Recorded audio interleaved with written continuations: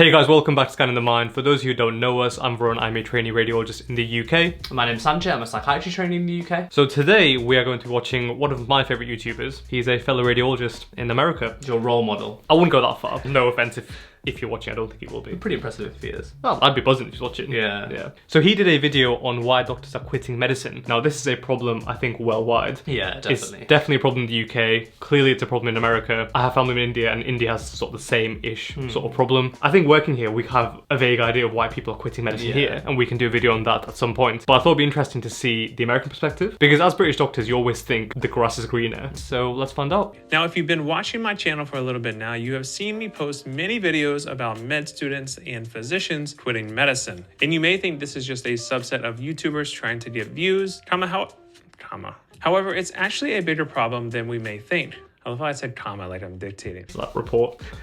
Comma. Full stop. Next paragraph. Yeah. In fact, 1 in 5 doctors say they will leave their current practice within the next 2 years. And 1 in 3 healthcare workers and doctors say they will reduce their work hours within the next 12 months. This is all according to a recent published survey, which of course I'll link down in the description. 1 in 5 doctors say they're gonna quit in the next 10 years in America. That's a mad. lot. This is all again according to a recent published study out of Mayo Clinic Proceedings. And the study was not just shocking for everybody reading it. It was also shocking to the actual author of the paper. And she had this to say: while we anticipated that the stress of the pandemic would impact the people providing care, the extent of stress and the percentage of workers considering leaving is worrisome. Now that's actually coming from the author who wrote the actual paper. Crazy, right? Yeah, that is bad. Yeah. If someone's written the paper and thought, oh crap. Normally when you do some sort of research, especially stuff like this, you kind of know what to expect. You kind of, this is probably what I'm going to find out. Yeah. But then to be shocked by the results is quite bad. It wasn't just physicians who were experiencing the burnout. It was also noted that medical assistants, nursing assistants also experienced some of the highest degrees of COVID-related stress and burnout. In fact, many healthcare organizations nationwide were having trouble filling medical assistant positions. Many hospitals and clinics are not fully staffed because of everything I just mentioned a minute ago. So here in the UK, we've got a huge backlog of people waiting for surgery. Sometimes it's years. And often you find that the reason the operations can't take place isn't because there's no doctors. It's because the other staff aren't there. Yeah. Whenever I've been to theatre or whatever, quite a few times the cases are cancelled. There's no nursing support. Or if there's nursing support in theatre, there's no nursing support in ICU, so there's no beds. Oh, fine. So yeah. you think, oh yeah, we'll make more doctors, that's fine. But so many nurses and stuff are quitting. Yeah. It's really bad. And the thing is, so they try and recruit from India and Philippines and stuff, but less people want to come now. They still come, don't get me wrong, but it's not as sort of enviable working here compared to there nowadays. Yeah. So what exactly do we even do about all of this? But before we get into that, I wanted to touch on a few reasons why I personally think healthcare workers are leaving medicine. Number 1, the elephant in the room, none other than what's causing this entire pandemic: the COVID virus. Now, this is obviously a huge topic, and a lot of people know about the increased demands placed on healthcare workers during the pandemic, lasting over the last 3 years now. I don't want to belabor this too much because I think everybody at this point who has been alive knows about the increased demands on these healthcare workers. However, Yeah, if you don't know what COVID is, mate, Yeah. your life is You a shouldn't mess. be watching this video. You need to be watching a lot of other stuff before you come back here. aside, there's been a massive swing in how people treat and think about healthcare workers during this time. If you remember, towards the start of the pandemic, people used to cheer in the street in New York City. They would cheer at 7 p.m. on the dot every single night, praise the healthcare workers like they were actual heroes. Do you remember that? I didn't realise that happened in America. Yeah, of course, mate. I thought clap for carers was a UK thing. Mate, Americans love clapping. They clap on the plane lands. Oh, that's true. Unpopular opinion. I didn't like it. I thought it was a bit pointless. This isn't going to be a popular opinion, but I was a bit like, look, it's my job. I'm going to go do my job. At that point, you didn't know how poorly they were going to treat you. I knew they weren't going to give you any extra benefits. Yeah. But I didn't realise that they would not care enough to give you PPE, Yeah. enough to give you masks. I understood the concept behind it, I understood why people were doing it. Yeah. But I just thought, you're just clapping, but there's so many other things that we need right now that we could do with help with, and we're not getting any of that. We're just getting loads of claps once a week. And then you'd go to work and there'd be no masks, there'd be no PPE. Yeah. There's no scrubs in the hospitals working, but then we get emails saying you must wear hospital scrubs. Don't wear your own scrubs? Yeah. Where do you want me to get them from? You email them, you don't get a reply back. And it's stuff like you'd get fit tested, so there are special masks that you'd wear, but there's 5 or 6 different types depending on your face shape and stuff. You test them out. But what would happen is you would find out that, okay, this one mask you are tested for and it works, but the one the ward you're on just don't carry that mask. So then what do you do then? And their response is, well, we have got the mask. Yeah. So can I work? Yeah. It's up to you. What kind of answer is that? I think this is kind of what it's getting at, isn't it? Yeah, fine, COVID's been a strain, but the way we've been treated in some cases is pretty poor. And as the pandemic went on, the pandemic became more politicized, and thus healthcare workers were no longer heroes. And in fact, they were divided amongst each other and against the population. What made it even worse during this time for healthcare workers is that the rest of the world was staying at home or working from home while we went in and battled it head on. I don't know, controversial opinion, but I am thankful for the fact that we actually got to go into work. Because I think working from home long term sounds incredibly difficult. Now it's different as well, because if you were to work from home now long term, you can still go out and meet people and do stuff. Yeah, true. Whereas back then, no one was leaving the house. You'd go out for the groceries and that is it. Otherwise, you were just at home. Yeah. So if you're working from home, you just stayed inside 24 hours a day. I think there's two sides to it, isn't there? I think it depends on the person. So I agree with you, actually. I don't think I would have done well with working from home. Yeah. But equally, I've met quite a few people who just love it. And I met somebody who basically said to me, look, I'm on furlough, which isn't great, but his point of view was, look, I'm on furlough, I'm young, basically had quite a few months off, and I've been getting 80 to 90% of my pay. And he was quite enjoying it. Said I wouldn't be able to do it. And I can see why people found it difficult. But I think for some people it wasn't that bad. Yeah, true. We had to work more, harder, longer hours, understaffed, and deal with something we were very unfamiliar with treating. So you can imagine the increased stress it put on all of healthcare workers. We had friends, patients, family members, colleagues fall ill, but we had no time to think about it or them. Now, I don't want to get too far into this because I think at this point it's like beating a dead horse. The second reason why I think doctors and other healthcare workers are leaving medicine is because of burnout. Now, I know what you all are thinking, why is this radiologist talking about stress and burnout in the workplace when all he does is go into the hospital late and leave early, which isn't exactly true. Wish that was true. I do think it's a less stressful. Do I? Yeah, I think overall it is a less stressful job than what I used to do, which was like working at the wards and medicine and surgery. I think it's just more controlled. Yeah, I think that's the big thing, isn't it? When you're on the ward, anything can happen at any time. Yeah. Whereas obviously for you, your scan's not just going to magically change. At the end of the day, a scan's done at 4:59, but it's a non-urgent scan. Whoever's on call does that, or leaves it for the next day. You just go home. Whereas on the ward, if someone's sick at like 4:59, sure you can hand over to the on-call team, but it's pretty poor form, I think. Especially if you've done nothing, you would go and initiate some sort of plan, like do some investigations or start some treatment and say, oh, can you just review them in an hour to see if this has worked? You couldn't just be like, oh, the nurse has told me about this patient that's really sick. Can you just have a look at them? I've had people do that to me and fuming. However, radiology experiences a significant amount of burnout, mostly due to the increased demands on imaging requirements per person, which means you have to read faster and more studies in a smaller amount of time, which is usually more than you can handle. Yeah, I've heard American radiologists are just machines. Do they have quotas, do you think? I don't know, but they get paid per scan, I'm assuming. Here, we as consultants, any specialty, you don't get paid per procedure or paid per scan. If you're an interventional radiologist or a diagnostic radiologist, you're going to be getting that same salary whether you do 100 scans or 10 scans. I mean, there's minimum level, like you obviously observed and kind of make sure you're not just not doing anything. Whereas in America,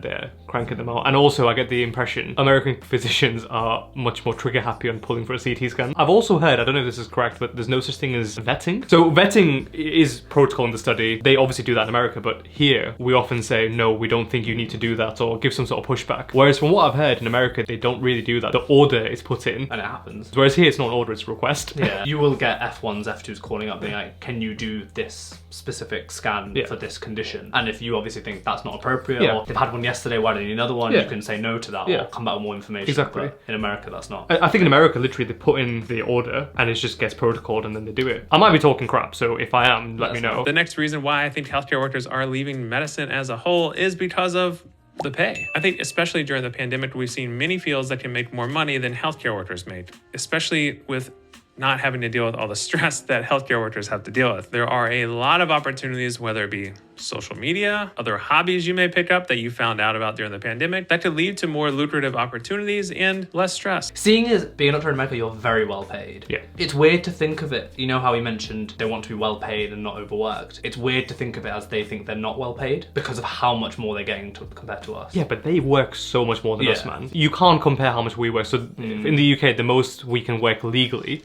is 48 hours. Now, that's an average, so there will be some weeks where you work way more than that and some where you work less. I think my busiest week is 69.5 hours or something. Yeah, exactly. Yeah, sure, if you do some surgical specialties or something competitive, you probably will end up doing some extra hours on top of that for audit and research and things. But it's nothing like these guys do. No. These guys are at a different level. I don't think I'd want to do that, even if you paid me that much. Yeah, it's just a change of mentality, isn't it? Yeah. I think you automatically assume, well, you're getting paid $200,000, $300,000, $400,000. Why are you not happy with that? It's all relative though. It's like people here think, oh, well, you're a consultant, you get paid like 80, 90 grand a year. What are you complaining about?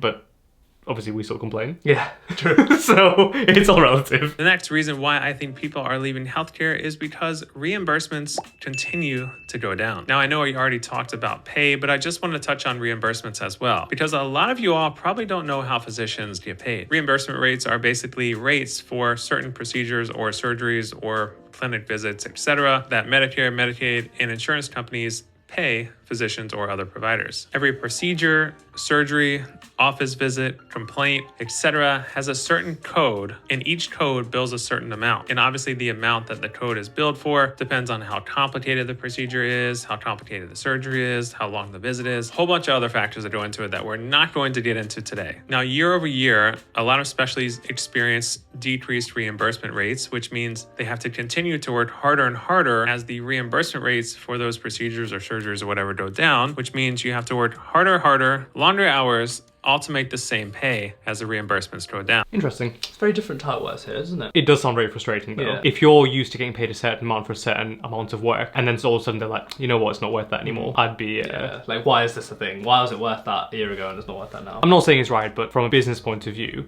You can see why, yeah. well, if it's supply and demand, and if demand is, you know, not as great or supply is increasing, am I doing this right? You know what I mean. Then I can see Why they're making it go down. But is that actually what's happening, or are they just pushing reimbursements down for no reason? Who knows? I think it depends on who you ask. If you ask the companies, they'll be saying, well, we have to because we can't make our bottom line or whatever. And if you ask doctors, they'll just say, well, they're just doing it because they can. I mean, I tend not to trust administrators, especially, well, American administrators. They sound ruthless. The last reason why I think physicians especially are leaving medicine is because, let's not forget, those criminals who are charging so much for medical school. Student debt is becoming out of control at this point. Some schools are charging $100,000 per year, which is absolutely insanity. That's mad. 100 grand a year just to go to medical school. Like, for context, I paid £3,000 because I got in just before the prices went up for university fees here. Same. And then I was talking to a consultant the other day who's maybe like 6-7 years older than me. Yeah. He paid £1,000 a year because they were even more subsidised then. Yeah. And now the fees have gone up to £9,000 a year, which is, I think, quite a lot. That's a lot of money. Even the international, so if you're an international student here,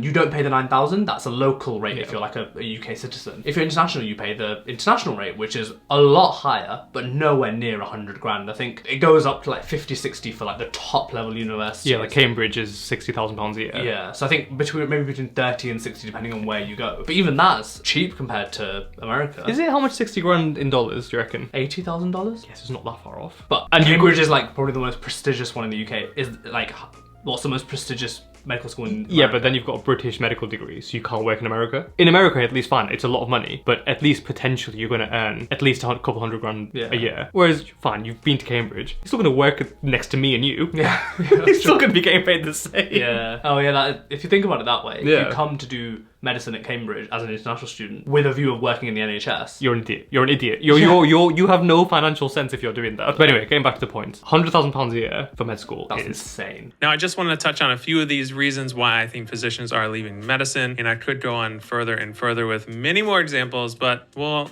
stop right there and continue on what the heck we're going to do to fix this problem. Now, this is coming from the authors here of this paper that we talked about earlier, and they say that we should make the employees feel valued. It's very true. Yeah, I think that'd go a long way. I think there's a chronic sense of feeling undervalued. Oh, 100%. One of the jobs on which I really was made to feel valued, I didn't mind staying late. I generally just did not care. And it's unpaid work because I thought, well, they clearly want me here and I feel like I have some sort of purpose. I'm contributing, Yeah, exactly. Whereas in some jobs I've done, not current one, not in radiology to be honest with you, but before radiology, you just think, so you want me to do all this work and you literally do not have any appreciation for what I'm doing. The author offers suggestions to the employers that they should consider lessening the workload on physicians and staff as well as reducing hours worked. So I think this is pretty obvious, right? If you don't want people to leave medicine, just pay them well and tell them to work less. This guy is speaking a lot of sense. I like this guy. I've not really watched many of his videos before. Oh, I know you've watched quite a I'm a few. big fan. Yeah. He's probably one of my favorite YouTubers. Oh, really? He's a very likable person, I think. Fair enough. Yeah, he does come across that way. Focus on providing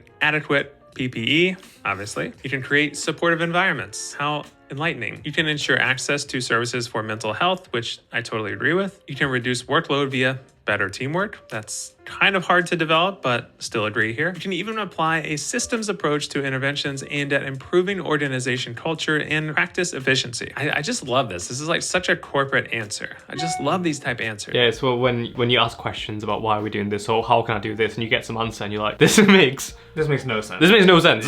You just copied and pasted some absolute gibberish and sent it to me. I don't know what to do with this information. Now, at the end here, I'll leave you with a quote from the article. Healthcare workers ultimately want to help patients, and their ability to adequately do so is taking its toll. Healthcare workers aren't exiting the field because they can't handle their jobs. They're quitting because they can't handle being unable to do their jobs, which I think is a fantastic quote. Agree with that. Yeah. 100%. If you feel like you can't do your job properly and you're just doing a bit of a crap job, you're not going to want to do that job. And it's a spiral, isn't it? Start realizing that you're not doing your job properly, which then impacts you even more, and then you start doing your job even worse because now you're stressed about not performing properly or being stressed at work and all that kind of stuff. Very slippery slope. Like this video, subscribe to my channel for more content like this. And as always, I'll see you all on the next video. Don't worry, mate, I'm already subscribed. But yeah, that was a really good video, I thought. I thought what he said resonates with us, even though we're British. Most of the things he said anyway. It's one of the things that needs to be talked about is why people are leaving. And I think not only quitting medicine, in the UK, they're starting to become a problem of doctors leaving the country. That's more of a problem in the UK, is doctors going to places like Australia, especially New Zealand, because they recognise our qualifications, so we can pretty much go over early in our career. And I know quite a few people who've gone there and just got training numbers out there, so they're never coming back. Work-life balance is better. I mean, obviously you have the sun, better pay, all that kind of stuff, and so you can see why people are leaving, and we're starting to see the effects of it now. There are lots of gaps and things like that, but